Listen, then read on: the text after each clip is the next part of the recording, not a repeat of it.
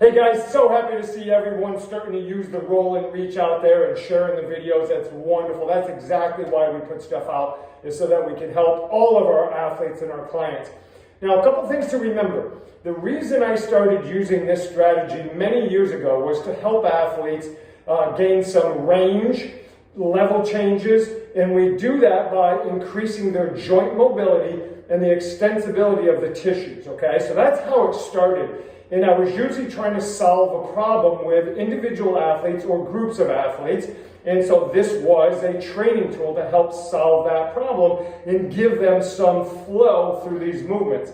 What happens is sometimes we just start doing it and we're unaware of the effect that it can cause if we stick in one spot. So for example, and that's the reason why I have the cross step as well as the open and the close, because we can do different things with this. But there's more to it.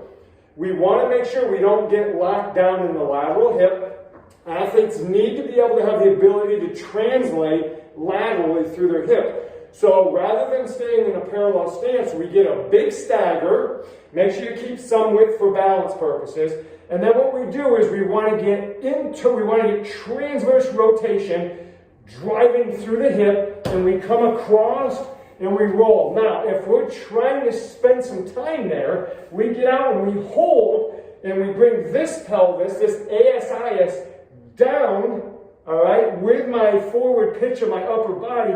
Now I'm getting in that posterior aspect of that hip capsule, that joint, and I can translate it sideways. I can get out and I can come back. So we might prescribe for athlete or clients maybe 10 reps with a 1 second pause, 1001, or maybe 5 reps with like a 3 second pause. Get out, 1, 2, 3, pause, come back. So you can manipulate the variables. Now, they might have to widen their foot a little bit. If you notice, they might have to open based on their ability to get through that hip. That's your job, to help them and communicate with them and ask what they're feeling as they do this.